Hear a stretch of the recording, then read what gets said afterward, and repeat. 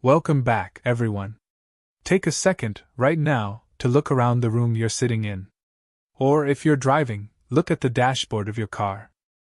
If you're walking outside, look at the phone in your hand, the shoes on your feet, the pavement beneath you. I want you to really think about the invisible architecture of your life. We like to think of ourselves as fiercely independent creatures. We are the main characters of our own stories, making our own choices, charting our own destinies. But there is a fascinating, almost haunting premise put forward by the author Howard Rothman in his book, 50 Companies That Changed the World. Rothman argues that we don't just interact with corporations. We don't just buy things from them. We actually live inside a world that they have built. They are the architects of our reality. Our most basic, primal human needs, food, shelter, clothing, human connection, transportation, are almost entirely dictated, shaped, and fulfilled by the products and services of corporate entities. Think about the sheer reach of industry. The way you move across the physical world, whether that's in a car or a Boeing jet, the way you learn new information, the way you entertain yourself when you're bored, all of it is dictated by corporate innovation. Rothman proves this point by just looking at his own daily life, and it's a mirror for all of us. He wakes up, he goes to work on an Apple computer. He browses the web on what used to be Netscape, types his thoughts into Microsoft Word, prints them on a Hewlett-Packard printer. He receives FedEx packages 3 times a week like clockwork. He drives vehicles made by General Motors and Toyota, riding on Firestone tires. He wears Nike shoes, listens to music on Sony devices, and shops at Walmart for things made by Procter & Gamble and Coca-Cola. This isn't just a list of brands. It's the DNA of modern human existence. Rothman looked at the 19th and 20th centuries and identified 50 companies that didn't just make money, but created entirely new eras of global commerce. They invented the assembly line, they invented franchising, they expanded brands until they became synonymous with culture itself. From an investment perspective, these are the heavyweights, the permanent fixtures of the Dow Jones and the Nasdaq. Markets go up, markets crash, recessions wipe out the weak. But these companies, through their incredibly deep financial pockets and sheer strategic ruthlessness, survive. They are the pioneers of the 21st century. And if we are going to talk about the architects of the modern world, there is no other place to start than with a company that built the invisible foundation of the information age. I'm talking about Microsoft. Rothman calls Microsoft the house that cannot lack windows. And it's true. Microsoft is arguably the most powerful company in the modern world. But here is the fascinating twist: their dominance was never really about being the most innovative company. It wasn't about having the absolute best technology, and it certainly wasn't about having the best employee relations. Microsoft's power came from absolute, unadulterated market saturation. By controlling the operating system of 90% of the world's personal computers, Microsoft achieved a level of global influence that no other company, in any other industry, in human history, had ever reached. Let's go back to the genesis. The year is 1975. Paul Allen is walking through Harvard Square and sees a copy of Popular Electronics magazine. On the cover is the MIT's Altair 8800. It's essentially the first personal computer. He runs to find his friend, a Harvard sophomore named Bill Gates. They look at this machine, and they have an epiphany that will change the trajectory of the human race. They realize that hardware, the wires, the metal, the flashing lights, is completely useless without a brain. It needs software. So, they adapt the basic programming language for this new microcomputer. They hustle, they grind, and their first-year profit is a very modest $16,000. But by year 5, the snowball is rolling. Profits hit $7.5 million. They drop the hyphen from their original name, Microsoft. They move their headquarters to Bellevue, Washington, and they wait for the perfect wave. That wave arrived in 1980, and its name was IBM. IBM was the titan of computing, and they were building their own personal computer. But they had a massive problem: they didn't have an operating system. They approached Microsoft. Now, here is where the genius, or the sheer audacity, of Bill Gates comes into play. Microsoft didn't actually have an operating system to sell to IBM either. But Gates didn't tell them that.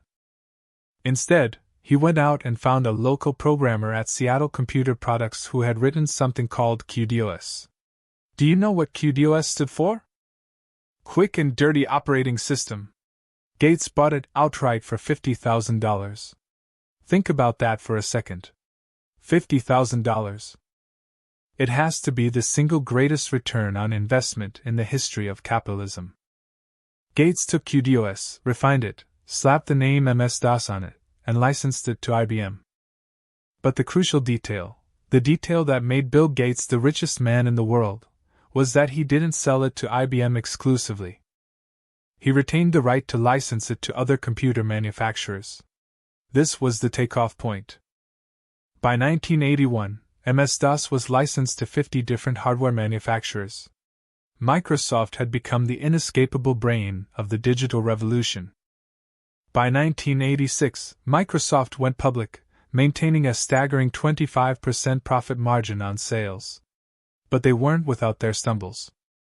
In 1985, they released Windows 1.0, and it was widely criticized as a clunky, inferior rip-off of Apple's brilliant Macintosh interface. But Microsoft didn't need to be first, they just needed to be everywhere. In 1990, they released Windows 3.0. This was the game changer. Backed by a massive $100 million marketing campaign, it sold 100,000 copies in 3 weeks. Microsoft became the first software company to ever hit $1 billion in revenue. Then came Windows 95. The launch was a cultural phenomenon. People were lining up at midnight like they were buying concert tickets, just to buy software. They sold 4 million copies in 4 days. It finally brought the PC interface on par with the Mac. But with absolute power comes absolute scrutiny. By the late 1990s, the U.S. Department of Justice came knocking. The government accused Microsoft of violating monopoly laws by bundling their web browser, Internet Explorer, into Windows for free. Why? To completely crush competitors like Netscape. It was brutal, bare-knuckle corporate warfare. The DOJ actually won a ruling in 2000 to split Microsoft in two, though Microsoft fought it on appeal and eventually settled. But look at the legacy. The Microsoft empire created 4 distinct billionaires and an estimated 12,000 millionaires among its early employees. And perhaps the most interesting character arc is Bill Gates himself. He transitioned from being viewed as this ruthless, monopolistic shark of a businessman into the world's most generous philanthropist. Through the Bill and Melinda Gates Foundation, he pledged to give away 95% of his wealth to eradicate diseases like HIV/AIDS and malaria. Meanwhile, the company he built pivoted toward the connected life, linking our homes, our offices, and our entertainment through the Xbox, MSN, and the Zune. Microsoft shows us how a company can dominate by being the invisible brain of our tools. But what about the companies that built the invisible pathways connecting those tools? This brings us to the story of AT&T. If Microsoft's story is about building a monopoly from scratch, AT&T's story is about what happens when a monopoly is forcibly shattered, and how a giant must learn to dance to survive the digital age. For a long time, AT&T wasn't just a company, it was an institution. They called it Ma Bell. By the early 1970s, AT&T was the largest company on planet Earth. They employed nearly 1 million people. Just wrap your head around that. 1 million employees. They were pulling in more profit than General Motors, Exxon, and Mobil combined. They controlled an astonishing 80% of the United States communications market. But in America, we have a deep-seated distrust of monopolies.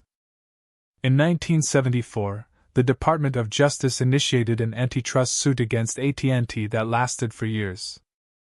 Finally, in 1982, AT&T saw the writing on the wall and agreed to a historic divestiture. They agreed to break themselves apart, spinning off their 22 local operating companies. On January 1, 1984, the new AT&T was born, alongside 7 independent regional companies that the public affectionately dubbed the Baby Bells. At the time, critics were terrified. They thought this was the end of reliable phone service in America. But the transition was incredibly smooth, a lot like the Y2K bug panic years later, where everyone expected the apocalypse and woke up to find the lights were still on. But AT&T couldn't just rest. The world was changing too fast. In 1995, in a massive strategic pivot, AT&T split itself again, this time into 3 distinct entities. You had the core AT&T handling long-distance and communication services. You had Lucent Technologies, which took over the legendary Bell Labs and hardware manufacturing. And you had NCR, the computer company AT&T had bought a few years prior. Then came the era of convergence.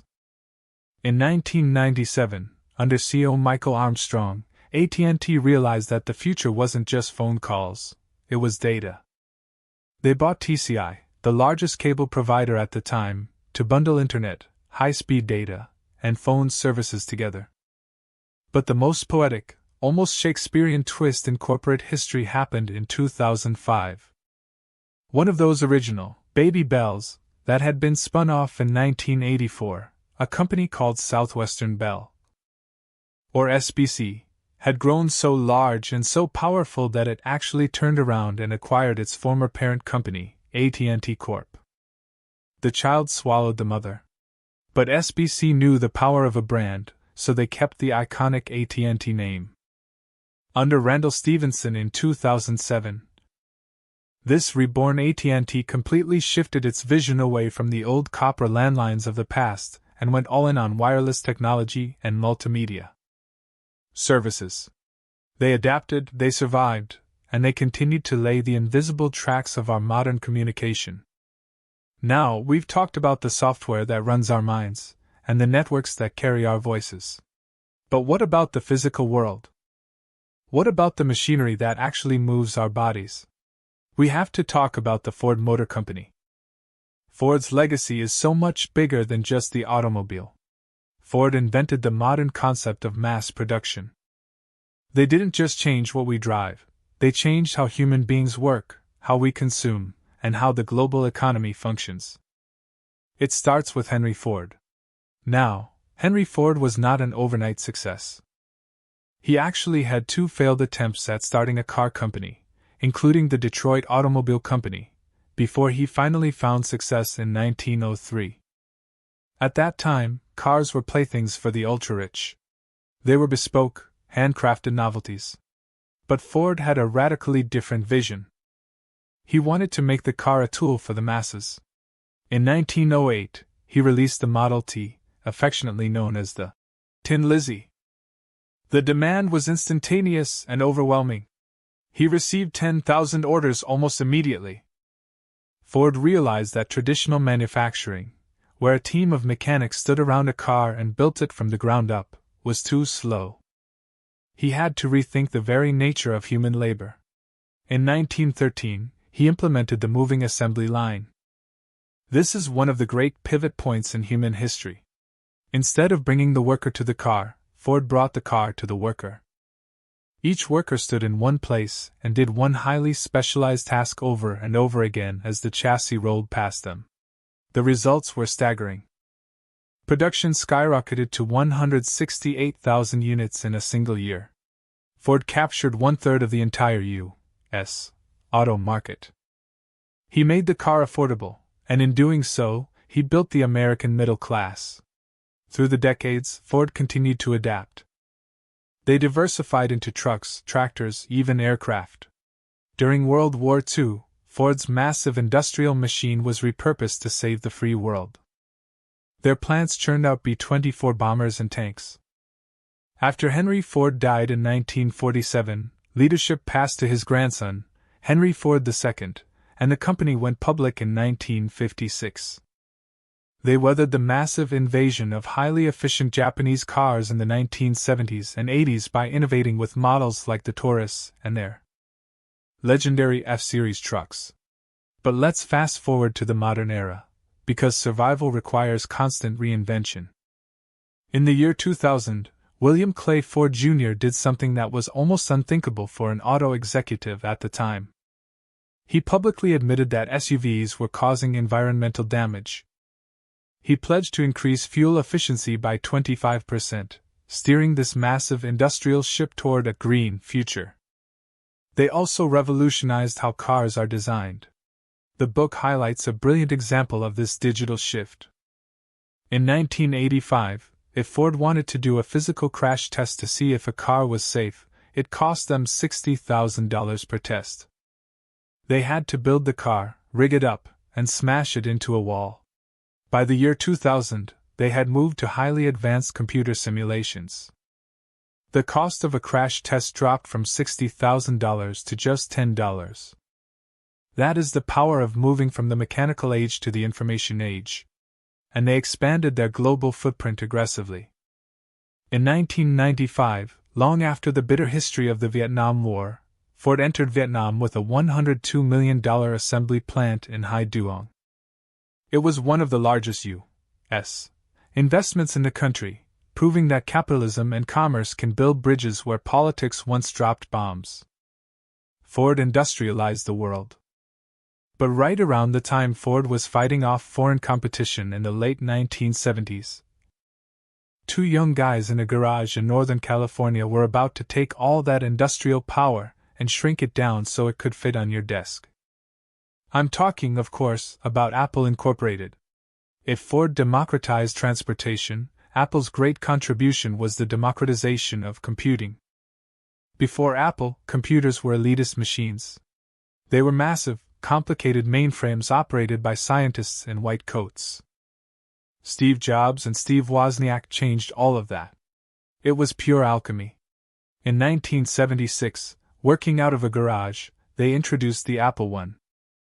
But the real magic of Apple wasn't just the circuitry, it was the philosophy. The book describes Steve Jobs as having this innate, almost supernatural talent for simplifying the complex. He didn't just want to build a machine, he wanted to elevate technology to the level of fine art. Apple realized something that no other tech company understood at the time. They weren't selling machines. They were selling a lifestyle. They were selling rebellion, creativity, and empowerment to the individual. They took this cold, calculating technology and gave it a soul. And because of that, they created a culture where human beings would literally camp out on sidewalks, waiting in line for days, just to own a piece of technology that fit in the palm of their hand. Apple made technology personal. But let's shift gears for a second. We've talked about the democratization of technology, the standardization of mass production. What happens when you apply the brutal, efficient logic of the Ford assembly line not to cars, and not to computers, but to food?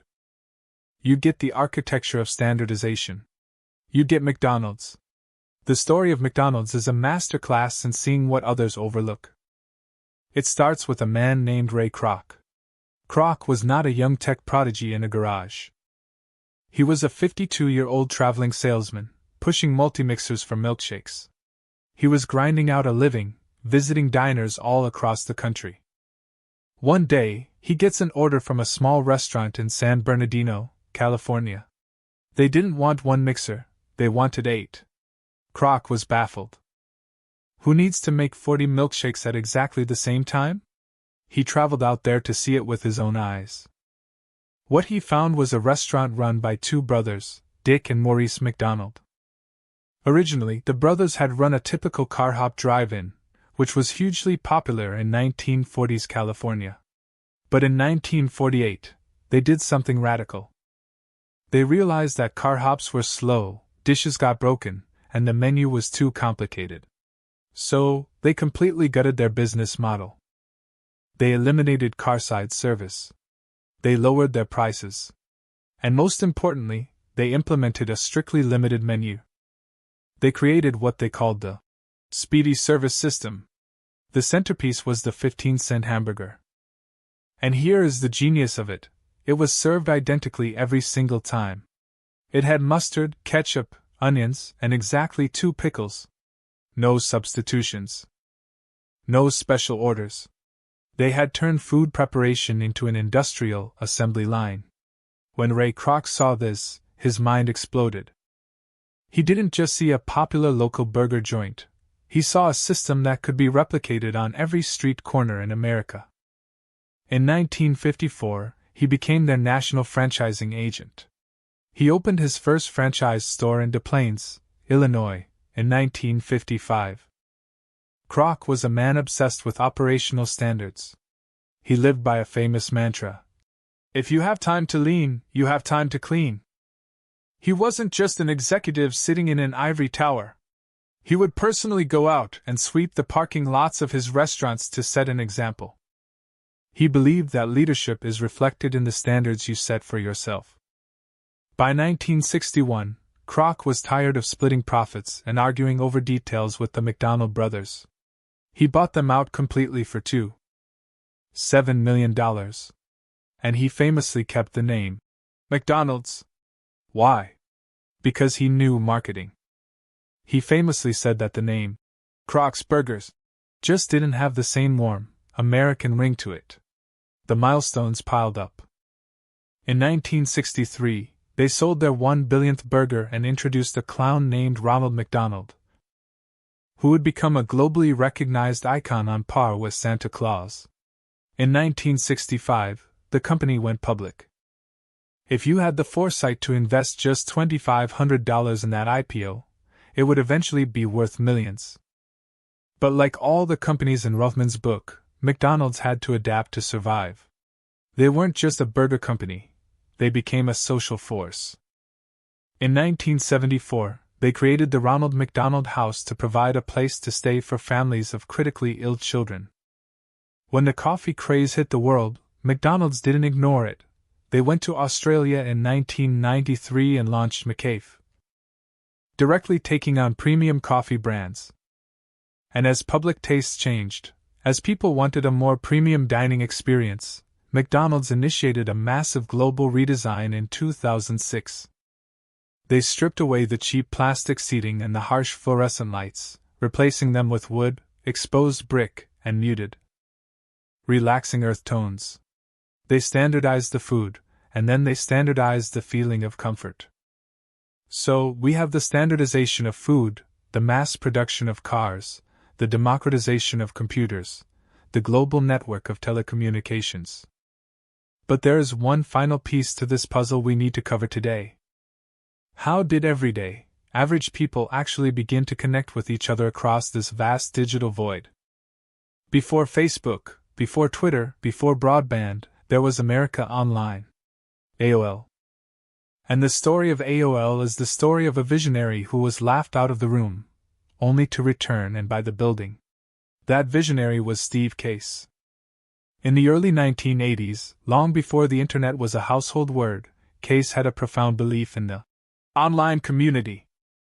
He predicted that cable television, which was just a one-way pipe feeding entertainment into your living room, would eventually become a two-way information highway. People wouldn't just consume, they would interact. He pitched this idea to the massive media conglomerates of the time. He went to HBO, and they practically laughed him out of the office. They thought it was a ridiculous pipe dream. But Case was unwavering.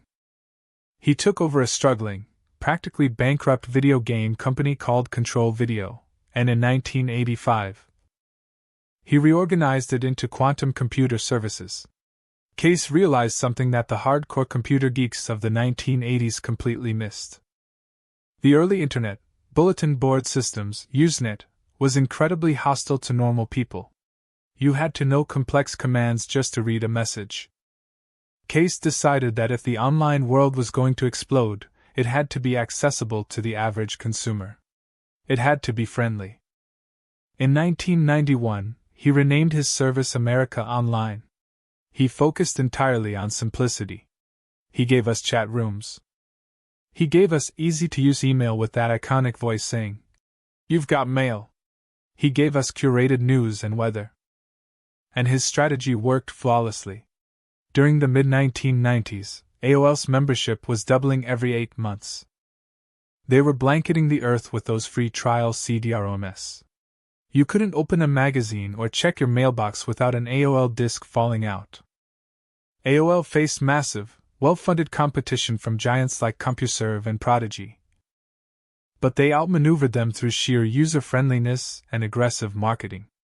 By 1998, AOL was so dominant it was added to the S&P 500.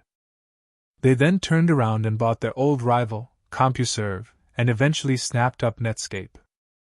But the climax of the AOL story, and perhaps the most staggering display of corporate hubris and irony in modern business history, happened on January 10, 2000.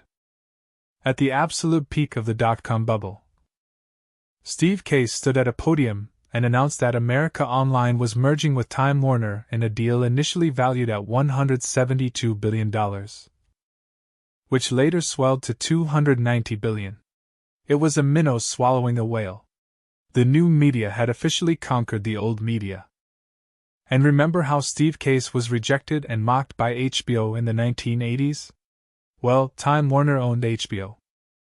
In a poetic, almost unbelievable turn of events, this mega-merger made Steve Case the chairman of the corporate group that owned the very company that had laughed him out of the room 2 decades earlier. When you look at these companies, Microsoft, AT&T, Ford, Apple, McDonald's, AOL, you start to see the matrix. You start to understand Howard Rothman's premise. We don't just buy their products. We live inside their legacy. Ford's assembly line paved the way for McDonald's kitchen. AT&T's telecommunication lines provided the physical infrastructure that allowed Steve Case's AOL to connect millions of people. Microsoft provided the operating system that made the personal computer ubiquitous, giving Apple the ultimate Goliath to fight against and define its own identity. These companies are not just businesses. They are the architects of the modern human experience. They change the way we eat, the way we move, the way we think, and the way we connect. They built the world we wake up in every single day. Next time we'll dive into the next chunk of Rothman's list, exploring how logistics companies like FedEx literally shrank the globe, and how retail giants fundamentally altered the physical landscape of our cities. But until then, take a look around you. Pay attention to the invisible architecture. You might just realize how deeply connected it all really is. Thanks for listening.